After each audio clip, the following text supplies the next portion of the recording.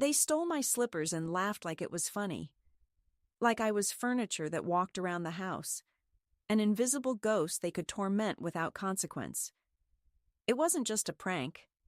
It was a message, a quiet erasure disguised as humor.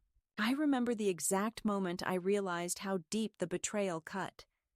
Standing barefoot on the cold linoleum kitchen floor, clutching the empty air where my slippers had always been. Those slippers weren't just soft fabric on my feet.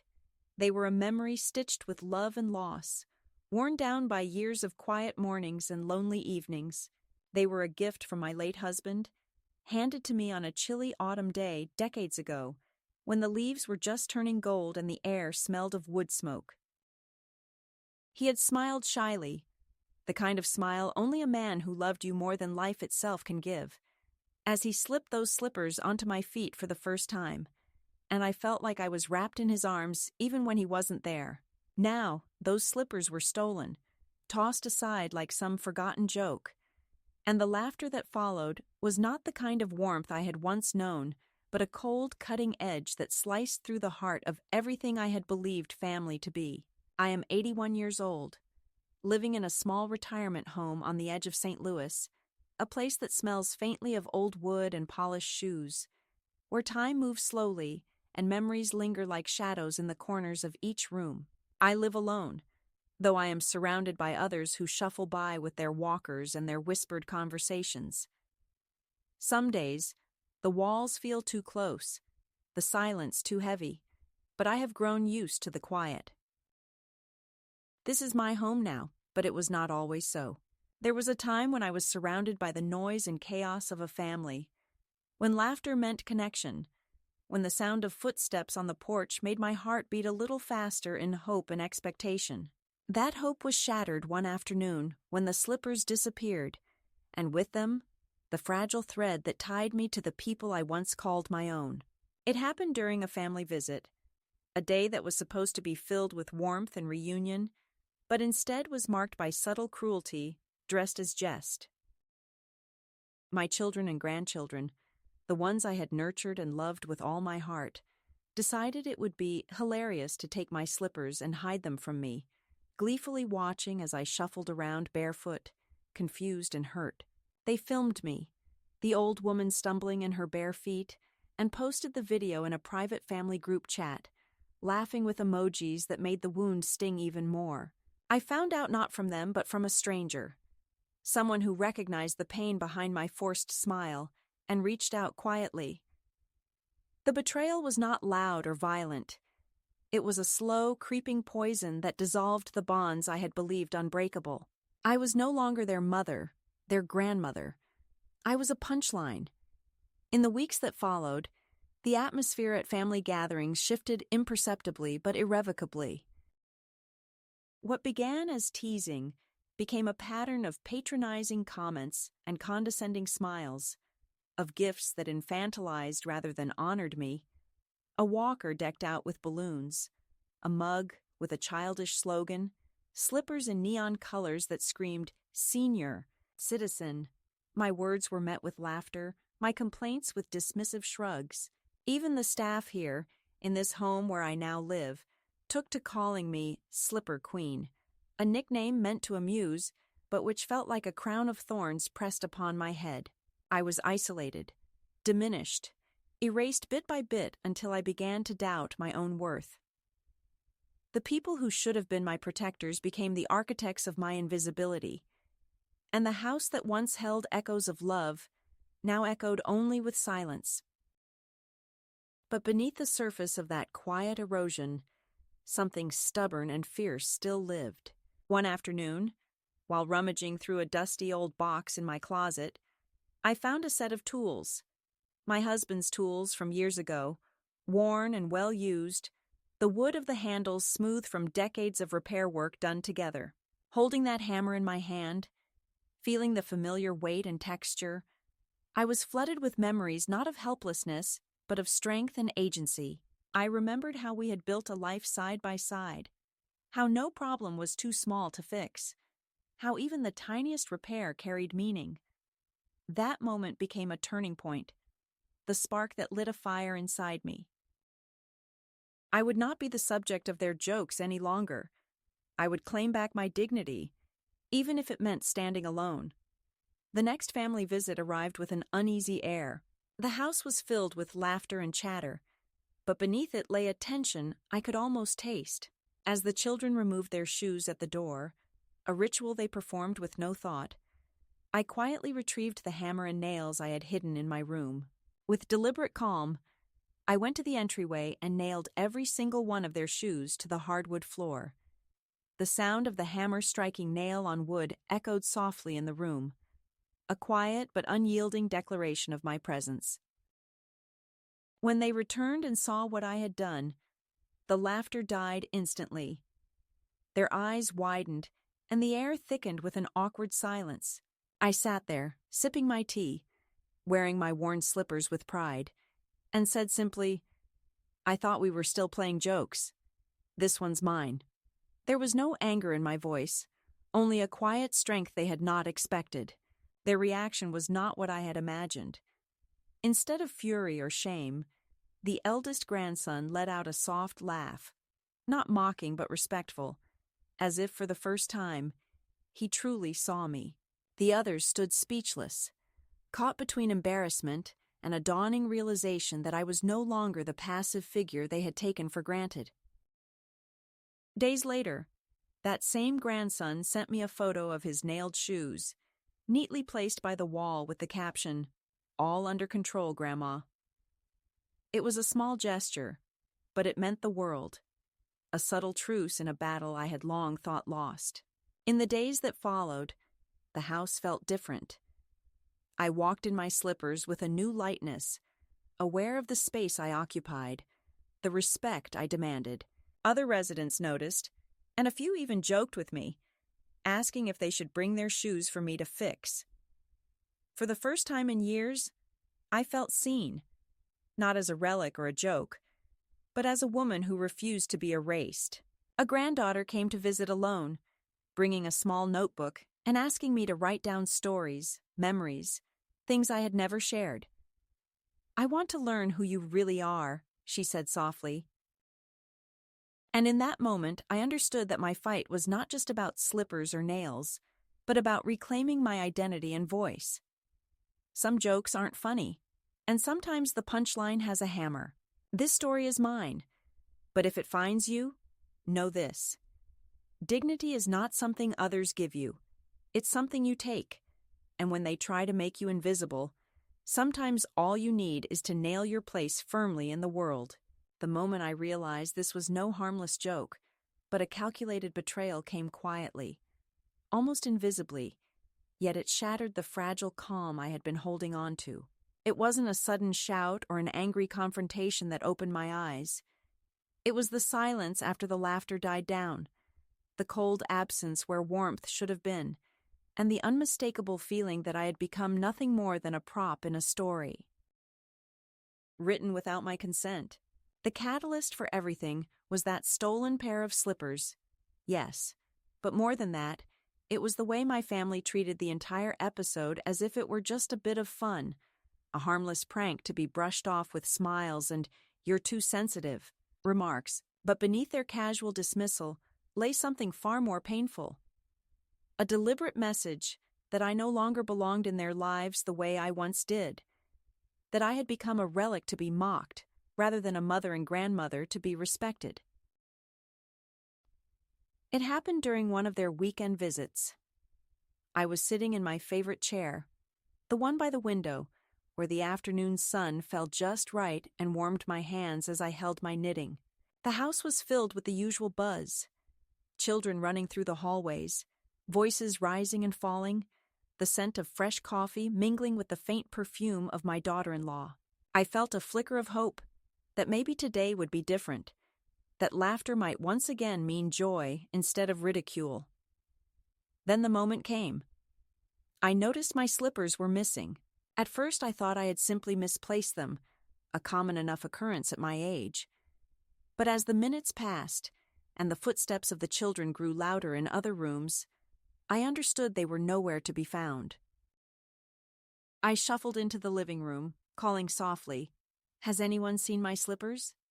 The laughter that greeted me was not warm or affectionate, but sharp and biting. My eldest grandson appeared from around the corner, holding my slippers high above his head like a prize. "Looking for these, Grandma?" he teased, his eyes glinting with mischief. Before I could respond, his cousins gathered around, snickering and whispering behind their hands, the echo of their amusement filling the room like a cold draft. They began to tease me, making jokes about my barefoot wanderings and pretending to set traps around the house to catch me without my shoes. It was all recorded on phones, their voices overlapping with laughter, as if I were a character in a comedy they had scripted for their own entertainment. I felt my cheeks burn with humiliation, a deep ache settling in my chest that was heavier than any physical pain. My hands trembled as I reached out for the slippers, but they were pulled just beyond my grasp, snatched away by quick fingers and sly grins. The last thing I heard before they turned away was the soft ding of a notification on one of their phones. The video had been shared, sent not just to family but to a wider circle, a social media platform where strangers might laugh at my expense. I was frozen, not from the cold but from the sudden realization that my suffering was now a spectacle. What cut the deepest was the absence of any apology or regret. Later, when I confronted my son quietly, trying to understand why they had treated me this way, he looked at me with a tired smile that did not reach his eyes. "It was just a joke," he said dismissively, as if that phrase could erase the sting of betrayal. "You're overreacting. We all need to lighten up a bit." The casual tone, the impatience beneath it, wounded me more than any harsh word could have. It was the unmistakable voice of someone who no longer saw me as a person with feelings, but as a relic to be managed, or worse, laughed at behind closed doors. Days passed, but the weight of that moment lingered, growing heavier with each quiet meal, each awkward silence at family gatherings where the stolen slippers were never mentioned, as if pretending it hadn't happened would make it disappear. I found myself shrinking inside, avoiding their calls, retreating into the solitude of my small room where the only sound was the soft rustle of my knitting needles and the distant hum of life outside my window. The betrayal was not just in the theft of my slippers, but in the collective denial of my pain, the unspoken agreement to erase me from the narrative of their lives. And yet, even in that darkness, a quiet resolve began to take root. I realized that this act of cruelty, as small as it might seem to them, was the final thread in a long unraveling of respect and dignity. It was the moment I understood that the family I had known was changing, or perhaps revealing itself, and that I could no longer play the part of the quiet, compliant mother or grandmother. The slippers, simple as they were, had become a symbol of everything I had lost: the right to be seen, to be honored, to belong. The catalyst did not end with anger or tears. It marked the beginning of a journey I was forced to take alone. I began to see the cracks in the facade of my family's kindness, the subtle ways they dismissed me as an inconvenience rather than an elder deserving of care and respect. Their laughter, once comforting and full of love, now felt like a barrier, a wall I had to find a way around or through. The stolen slippers were a betrayal, yes, but they also became the spark that ignited my need to reclaim my voice, my space, and my dignity. As the days turned into weeks, I noticed how the dynamics shifted. The children, sensing that their joke had landed poorly, tried to smooth things over with small, hollow gestures, a brightly colored pair of slippers that I refused to wear, overly sweet notes left on my bedside table, invitations to family dinners I no longer felt part of. The facade of normalcy was fragile, and I could see it crumble beneath the weight of unspoken truths and growing distance. My family was no longer the safe harbor I had believed it to be. It was a place where I was no longer recognized, where my presence was a source of discomfort or amusement, but never of genuine connection. One afternoon, I sat by the window, watching the leaves fall in slow spirals outside, and I thought about the journey ahead. The catalyst had forced me to confront a painful reality. that love could be conditional, that family ties could fray and snap under the strain of neglect and cruelty. But it had also awakened something else inside me, a fierce determination not to disappear quietly, not to become just another forgotten face in a room full of strangers. I resolved to find a way back to myself, to remember who I was beneath the layers of disappointment and hurt.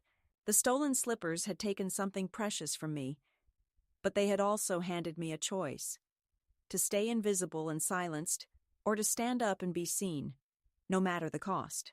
That choice marked the turning point, the moment when the catalyst became not just an end but a beginning. It was the first step on a path toward reclaiming my life and my identity, toward breaking free from the shadows where I had been trapped for far too long.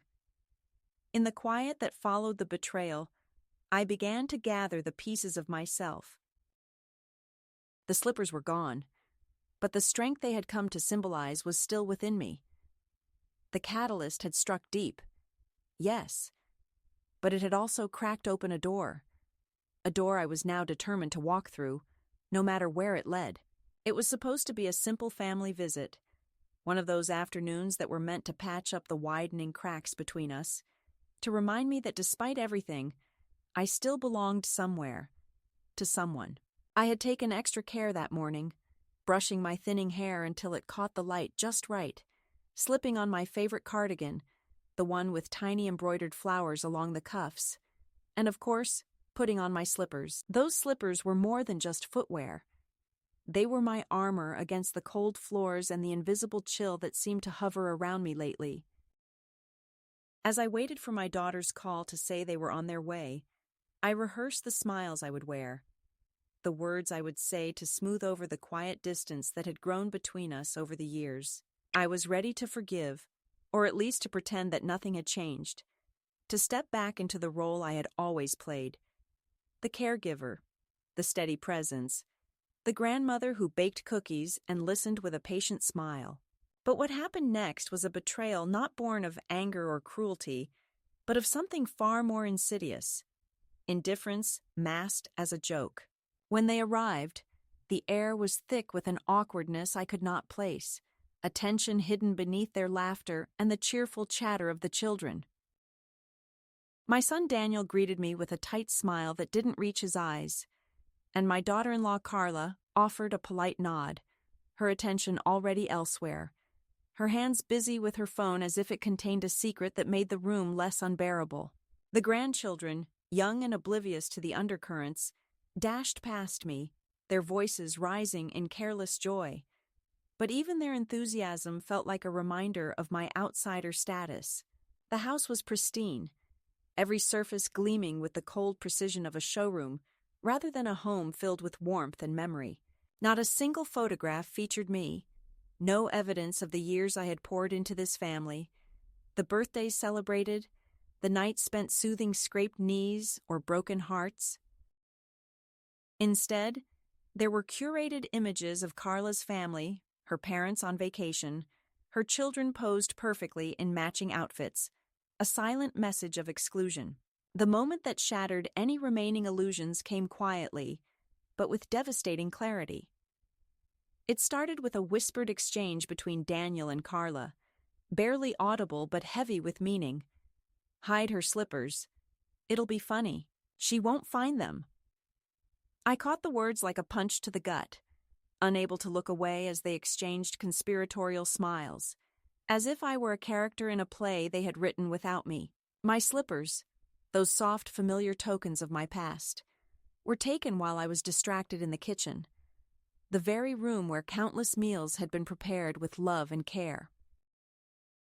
When I realized what had happened, I searched desperately, my feet aching against the cold tiles, my hands trembling as I called out for them, but my pleas were met with stifled giggles and the cold edge of mockery.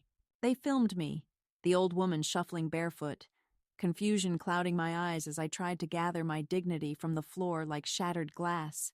The video was shared first in a private family group chat, then, without my knowledge, posted to social media where strangers could watch and laugh. It wasn't just the loss of the slippers, but the way they weaponized my vulnerability, turning it into entertainment. A stranger, seeing the clip, reached out with a quiet message of sympathy, a lifeline in a sea of humiliation. The laughter in that video was not the warm, shared joy I remembered from family gatherings. It was sharp, cold, and merciless, slicing away at the fragile bonds that still held me tethered to them. In the days that followed, the atmosphere at family events shifted. What had begun as a joke hardened into a pattern of dismissiveness and passive cruelty.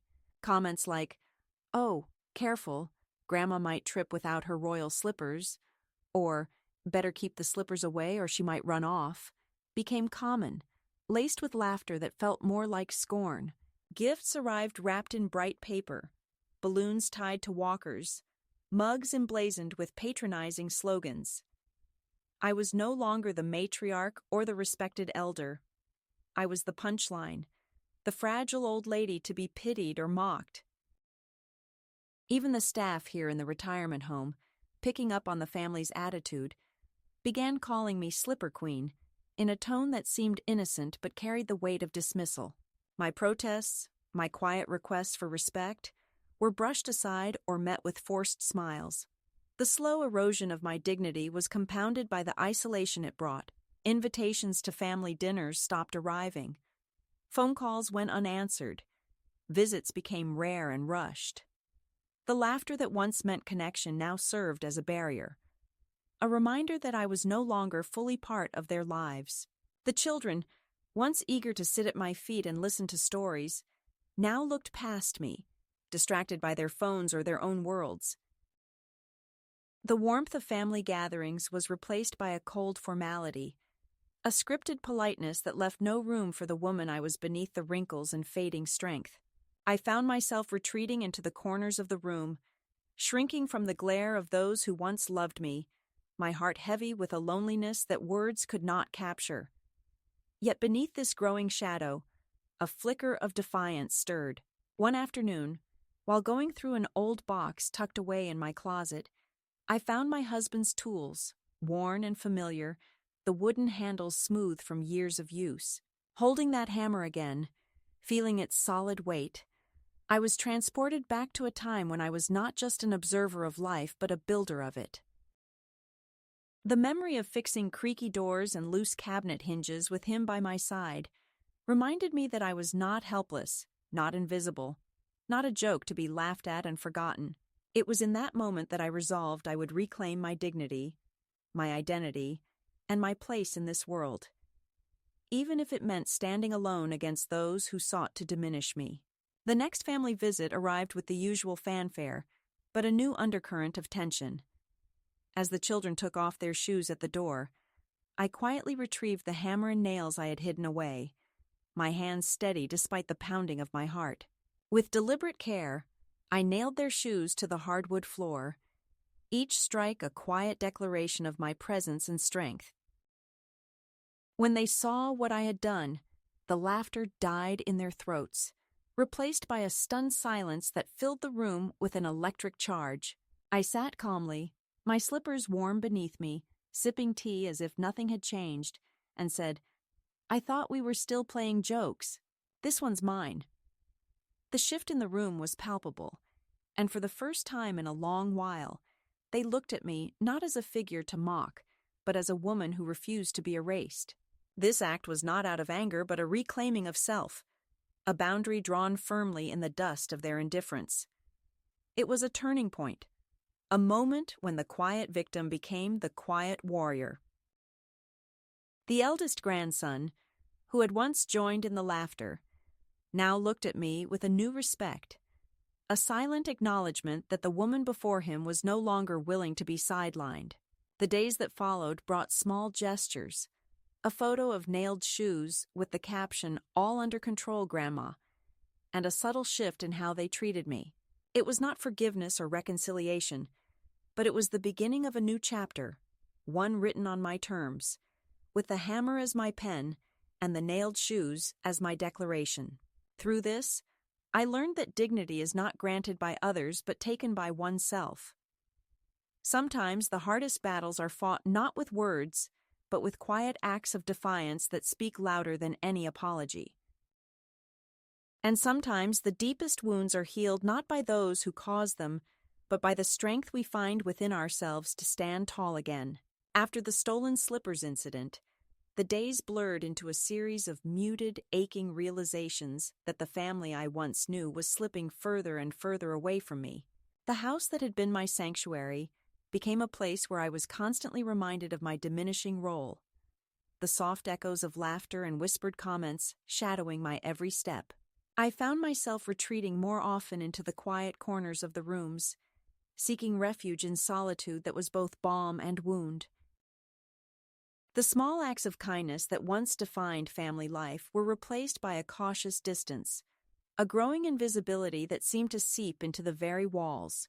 It was during this slow unraveling that I made the decision to take a step I never thought I would. To leave the familiar and chart a course toward a new beginning, away from the weight of being unseen and unheard. The decision did not come in a sudden blaze of clarity, but in a series of quiet moments. Morning coffees sipped alone, afternoons spent gazing out windows at lives moving forward without me. Nights filled with restless dreams of a freedom I had forgotten how to claim. I began to gather what I needed, not in haste, but with the measured care of someone reclaiming pieces of themselves scattered by neglect and time. My savings, tucked away in an old account that no one knew about, became my lifeline. A modest sum, carefully preserved through decades of careful budgeting, small sacrifices, and the occasional gift from my late husband. It was enough for a ticket, a room, a fresh start. I chose Portland on a whim, a city I hadn't seen in many years, but one that carried whispers of my past, the place where I first learned to ride a bicycle, where the rain had once felt like a cleansing, where the air still held a scent of pine and possibility. It was far enough to be distant, yet close enough to feel real.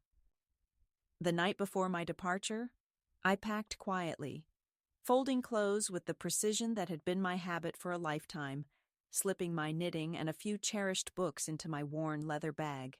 I left a note tucked inside a drawer, a silent goodbye that needed no words, just the space for me to step away without the weight of explanation or apology. The airport was a swirl of lights and sounds, a place that once held the promise of journeys taken with loved ones now transformed into a threshold I crossed alone. I purchased my ticket in cash, feeling the strange thrill of autonomy that came from using my own money, my own will. Boarding the plane, I slipped my slippers from my bag and wore my old shoes, the ones I had nailed firmly to the floor during my last visit, a symbol of the power I was reclaiming. The flight was quiet, the city lights falling away beneath me like the last traces of the life I had left behind. I didn't look back. Arriving in Portland late at night, the air was cool and damp, carrying the scent of earth and rain that was both foreign and familiar. I found a small motel, nothing grand, but clean and honest, with a creaky staircase and a narrow hallway that smelled faintly of cleaning fluid and stories long told. Room 207 became my refuge, a space to rest, to breathe, to begin again. I lay on the bed fully clothed, the scratchy blanket pulling at my arms, but unable to touch the sense of relief that had settled deep within. Sleep came without dreams, a rare gift after years of restless nights filled with memories and regrets. The following morning, the world outside was soft with morning mist, the neighborhood awakening in slow, gentle rhythms. I walked cautiously, my legs remembering the steady pace of years gone by, my hip reminding me of its limits, but refusing to be an excuse. I stopped at a small bakery, the scent of fresh bread and coffee wrapping around me like an embrace. The woman behind the counter smiled kindly when I handed her exact change, and though she asked if I was from around there, I only replied softly that I used to be, a long time ago. Her welcome felt genuine, a small thread of connection in a new tapestry I was beginning to weave. Housing was next. A corkboard by the bakery door held notes, Rooms for rent, dog walking, used bikes, mundane details of everyday life that suddenly meant everything to me. A handwritten note caught my eye. For quiet lady. Private room, shared kitchen. No nonsense, no drama.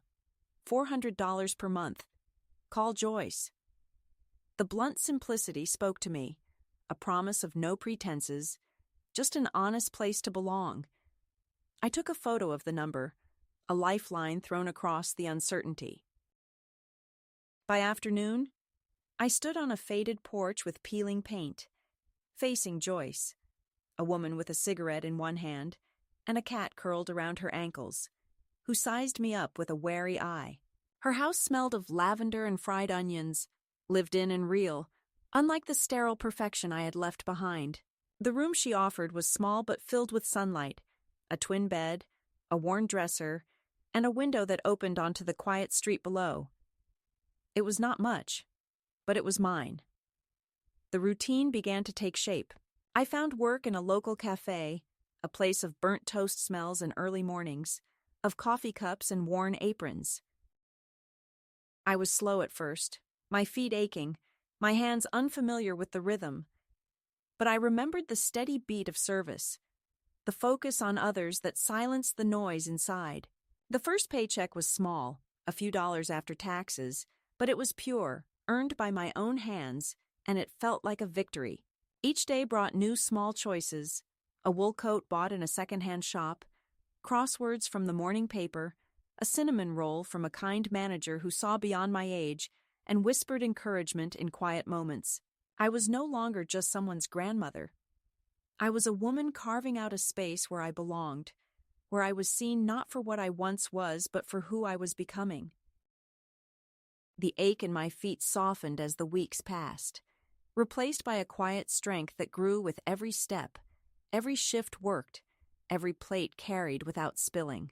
The past was still there, whispering in the edges of my thoughts, but I was learning to live with it, to let it be a shadow rather than a chain. I kept my phone off most days, avoiding calls that might pull me back into old roles, into the scripts written by others. Instead, I savored the small moments. A cup of tea on the porch, the soft purr of a cat at my feet, the unexpected friendship of a woman who didn't ask for explanations, only offered company.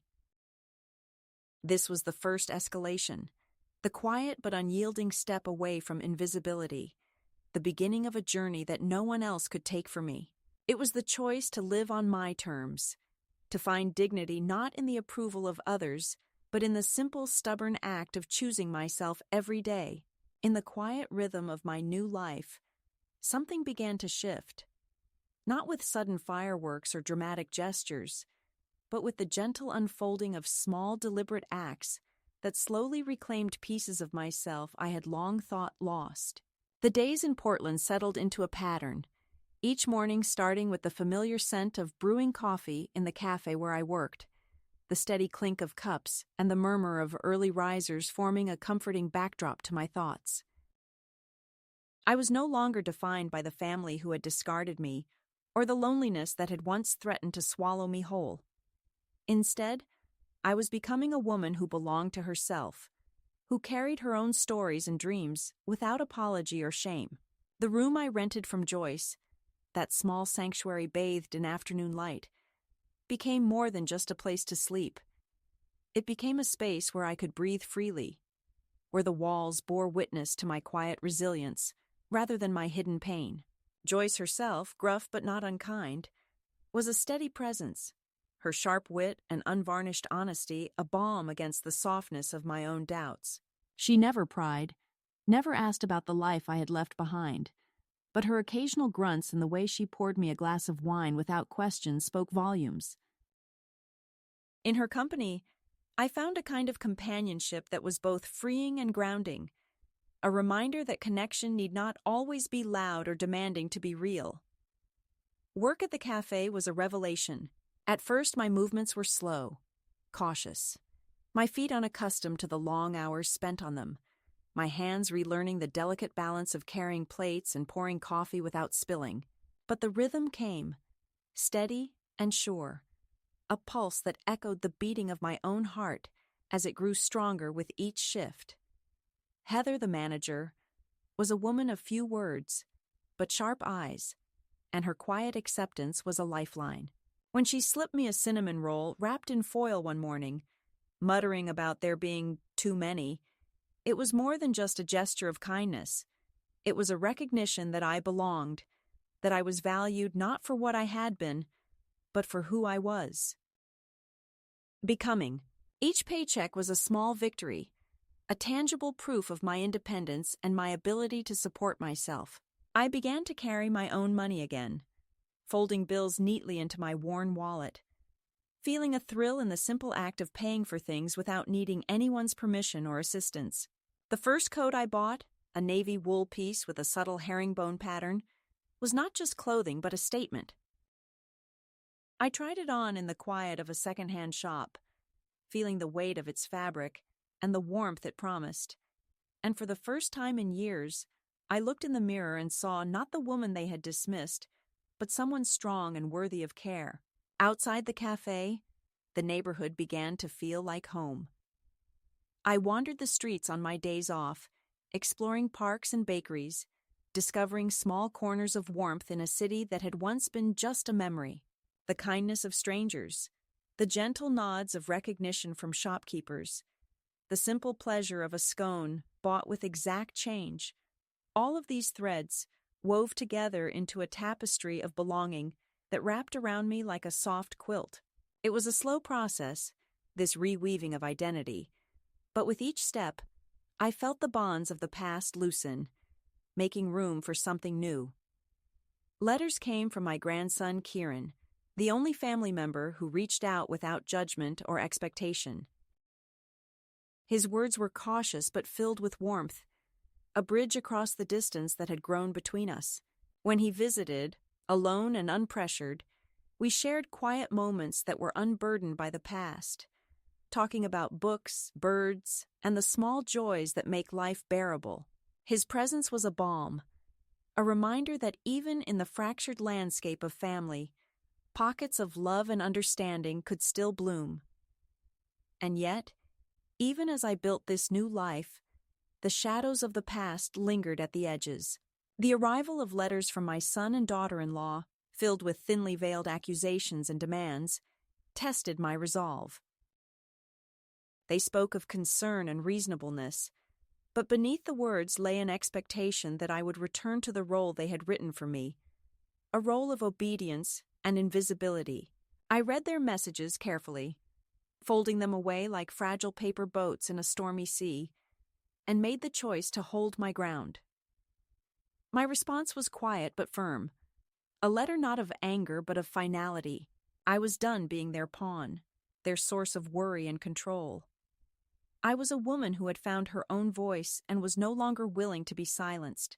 This midpoint, this turning inward and outward at once, was not marked by dramatic confrontations or grand declarations, but by a steady reclaiming of self. It was the moment when the pain of exclusion transformed into the power of choice, when the weight of loss was balanced by the lightness of new beginnings. In the quiet corners of my rented room, under the soft glow of a desk lamp, I began to write again, not letters to those who had hurt me, but to myself. Words of affirmation and hope, reminders of strength and worth, messages that no longer sought permission but gave it instead. The transformation was subtle but profound. I was no longer just surviving. I was living. The act of choosing myself every day in small but meaningful ways became an act of rebellion and resilience. The slippers they stole had been more than just shoes. They were a symbol of everything I had lost. But in reclaiming my story, I found something even more valuable: the freedom to walk my own path, in my own shoes, on my own terms. And in that freedom, I discovered a peace I had not known was possible. The quiet life I had begun to build in Portland, with its gentle rhythms and small victories, was suddenly unsettled by the arrival of echoes from a past I thought I had left behind. The second escalation, unlike the first, which was marked by a sudden departure and a symbolic reclaiming of self, crept in slowly, with the weight of old wounds and new expectations pressing down on me from unexpected directions. It began with a letter, its envelope plain, but the handwriting unmistakable. My grandson Kieran's. His words were cautious and kind, a lifeline reaching across the growing distance between us, a reminder that not all ties were severed. He spoke of worry, of missing me, of the family's unrest since my departure. But more than that, he offered hope, a fragile thread that invited me back into a connection on my own terms. Reading his letter in the quiet of my small room, I felt a flicker of warmth I hadn't expected, a softening of the hardened edges that had protected me for so long. Yet even as I held on to this hope, the storm of the past was gathering on the horizon. The days that followed brought a flurry of contact attempts, not just from Kieran, but from others I had once called family. Phone calls went unanswered, messages left unreturned, until finally the weight of their presence could no longer be ignored. One afternoon, as I was leaving the cafe after a morning shift, a figure stood waiting outside. It was Lisa, my daughter-in-law, her expression guarded but her eyes betraying a mix of determination and uncertainty. The air between us was thick with unspoken history as she stepped inside the cafe, her gaze scanning the room before settling on me. The place was nearly empty, save for the familiar presence of Arthur, the steady man who had become a quiet companion in this new chapter of my life. Lisa's voice was low, her words tentative as she asked if we could talk privately. I nodded, gesturing toward an empty booth at the back, the kind of space where secrets and truths are often laid bare. Her explanation was a hurried attempt at reconciliation, framed by panic and regret. She spoke of the chaos on the day I was left behind, the frantic rush of boarding calls, the cranky children, the fear that I had somehow been lost in the shuffle. Her words were laced with excuses, apologies that felt rehearsed yet heartfelt in their own flawed way. But beneath the surface, I saw the performance for what it was, a calculated effort to regain control, to rewrite the narrative that had been fractured by my absence. When I reminded her of the 8 hours I had waited alone in the airport lounge, of the calls I made that went unanswered, the silence that followed was deafening. She looked down, her manicured hands betraying a tension that no words could ease. The arrival of a lawyer's letter shortly thereafter only confirmed the seriousness of their intentions. Derek Sorensen, representing my son and daughter-in-law, reached out with carefully worded concern about my well-being and the management of my assets. The legal tone, the formal requests for meetings and evaluations, felt like an intrusion, a reminder that my independence was still contested, that the fight for my dignity was far from over. I responded with calm but unwavering clarity, informing him that I was of sound mind, living safely, and not under duress. Any further attempts to contact me under the guise of concern would be considered harassment. This letter was my shield, my declaration that I was no longer the person they could manipulate or dismiss. Amidst this tension, Kieran's letters remained a constant balm. His words spoke of his struggles, his desire to understand, and his hope for a relationship unburdened by the past. When he visited, alone and unpressured, we found a fragile but genuine connection. We talked not of blame or loss, but of simple things. Books, birds, the quiet joys that stitch a life together. His presence was a reminder that while some ties fray beyond repair, others can be rewoven with care and patience. The contrast between Kieran's gentle outreach and the heavy-handedness of the rest of my family was stark, a painful but necessary distinction. Then came the public exposure, a newspaper article that portrayed me as the missing matriarch, with my family's voices echoing concern and confusion. The piece was both a relief and a provocation, bringing my story into the open but also exposing the performative nature of their worry. I read their words with a mixture of amusement and bitterness, the careful avoidance of the truth about the airport lounge, the portrayal of me as vulnerable and lost, rather than as a woman who had made a conscious choice to reclaim her life. The article became a symbol of their inability to see me as I truly was, trapped in their need to control the narrative. Throughout this turmoil, Arthur remained a steady presence. His visits to the cafe, his quiet questions and stories, offered a grounding counterpoint to the chaos. He didn't pry or judge. He simply listened and shared small moments of companionship that felt genuine and healing. His kindness was a quiet testament to the possibility of connection beyond family, a reminder that chosen bonds can be just as vital as those of blood. The tensions reached a head when Lisa appeared again, this time not just with words, but with a tangible offer of reconciliation. A small envelope containing money for Kieran, a peace offering wrapped in unspoken conditions. I accepted it not out of need but as a gesture of closure, refusing to let it become a tool for manipulation. When she confessed that she never intended to replace me but simply wanted space from my shadow, I saw in her words the complex blend of guilt and self-preservation that often colors family dynamics. My response was firm. I was no shadow to be cast aside, but a person reclaiming her own light. The visits from legal representatives, the persistent calls, the appearances of family members oscillated between confrontation and tentative peace. Each encounter tested my resolve, challenging the boundaries I had set but also affirming the strength I had cultivated. I found myself writing letters, not just to them but to myself, affirmations of my worth and choices, declarations that no longer sought permission but granted it freely. Through it all, I learned that reclaiming dignity is a journey marked by both setbacks and triumphs, by moments of doubt and surges of courage. The second escalation was not just an external battle, but an internal one, a test of my ability to stand firm in the face of those who sought to diminish me.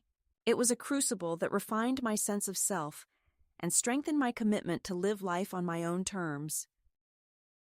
In the quiet aftermath, as the dust settled on the clashes and concessions, I found a new kind of peace, not in the approval of others, but in the certainty of my own voice. The past had come knocking, bringing both pain and opportunity, and I had answered not with fear, but with the steady grace of a woman who knows her worth.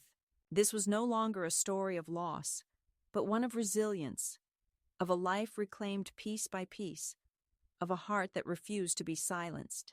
I wrote the letter one evening when the sky outside my window had turned a deep shade of indigo, and the soft hum of the city had quieted to a gentle whisper. The room was bathed in the warm glow of a single lamp, its light casting long shadows that danced quietly against the walls, as if the night itself was bearing witness to the moment. My hands, steady and deliberate, moved across the paper, not with anger or bitterness, but with a calm certainty that had taken months to cultivate. The words I chose were clear, precise, and final. A declaration of my autonomy and an unequivocal refusal to be drawn back into the patterns of control and neglect that had marked so much of my past. I told them I was of sound mind, living safely, and not under duress. I warned that any further attempts to contact me under the guise of concern would be considered harassment. It was a legal shield, yes, but also a deeply personal boundary, drawn not with hostility, but with the quiet strength of a woman reclaiming her life.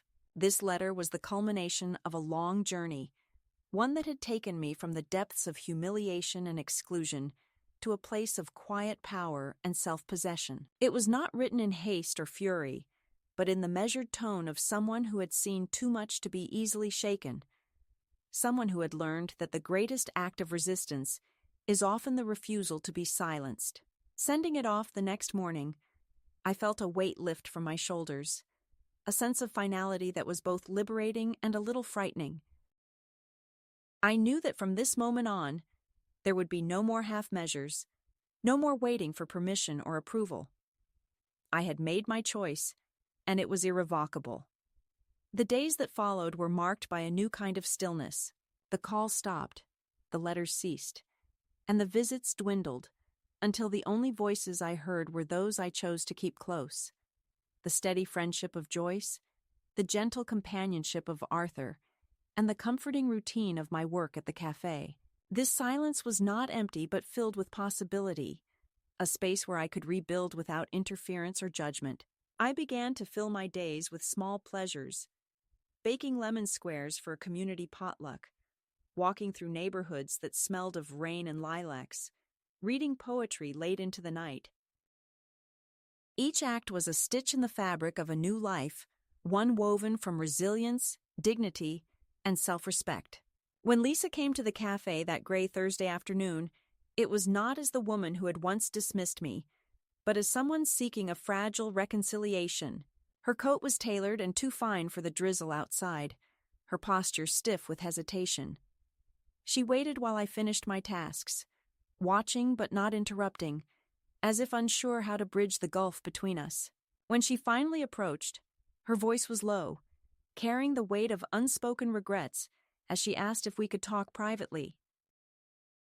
The booth at the back became our quiet confessional, a place where years of hurt and misunderstanding were laid bare without the usual defenses. She spoke of panic and fear, of the chaos that had led to my abandonment, and of the complicated emotions that had followed. But her words also revealed a deeper truth, the need to reclaim control, to reshape the family narrative in a way that excluded the difficult realities of neglect and betrayal. I listened without interruption, my gaze steady and unyielding. When she confessed that she had never intended to replace me but only to carve out space free from my shadow, I saw in her admission a sliver of honesty, rare and precious. My response was measured and firm. I was not a shadow to be cast aside, but a person reclaiming her own light. She left without finishing her coffee, the silence between us heavy, but no longer hostile. That night, Joyce and I sat wrapped in blankets on the porch, the air thick with the scent of rain and wood smoke. Her question, "You really said that?" was met with a quiet nod, and together we toasted with lukewarm tea to the people who stop asking for permission. In that moment, surrounded by the steady presence of friendship and the soft murmur of the night, I felt a deep and abiding peace.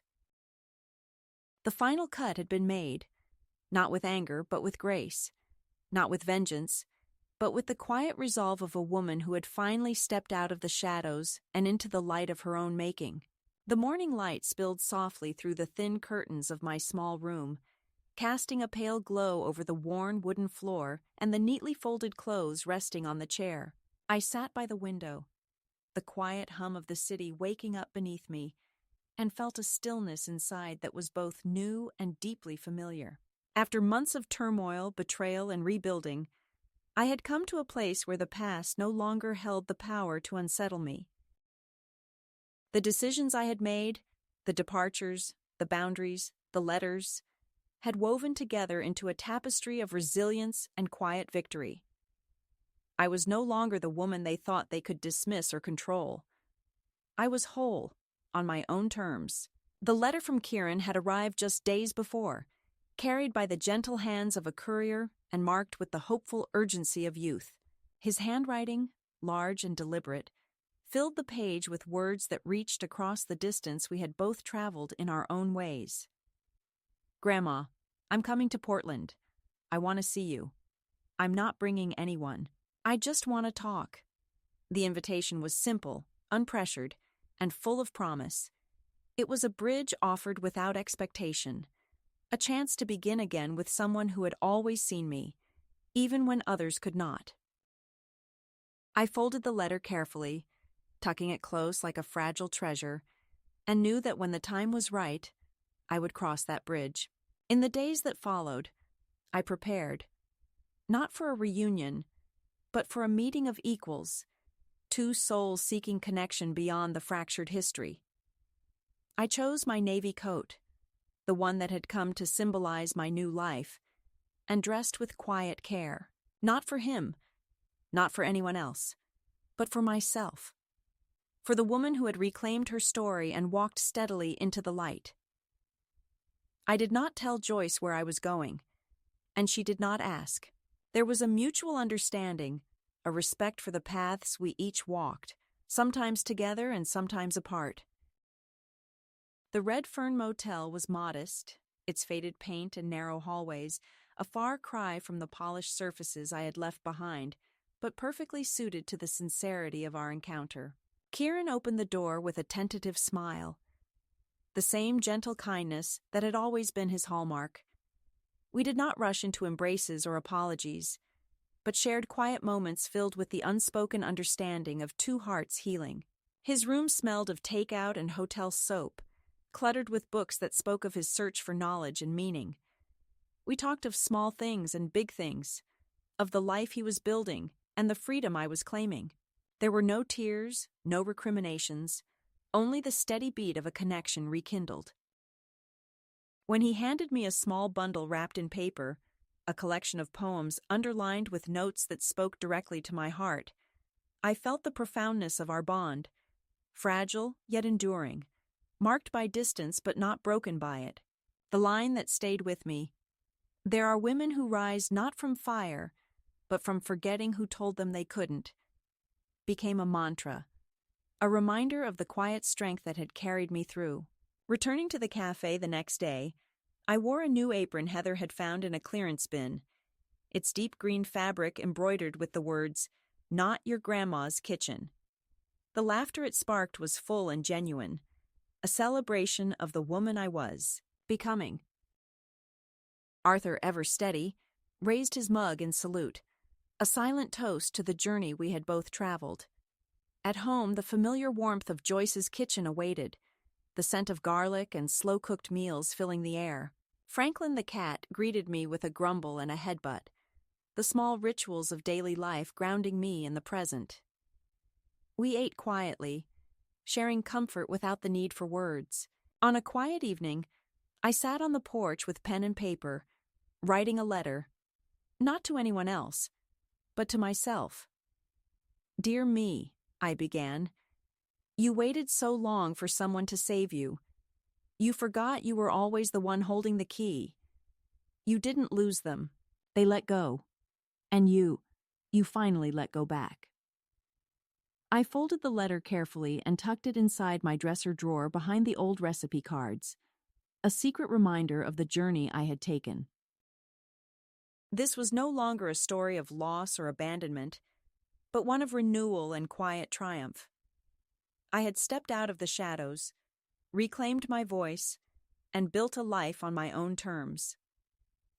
The past would always be a part of me, but it no longer defined me. I was whole, and that was enough.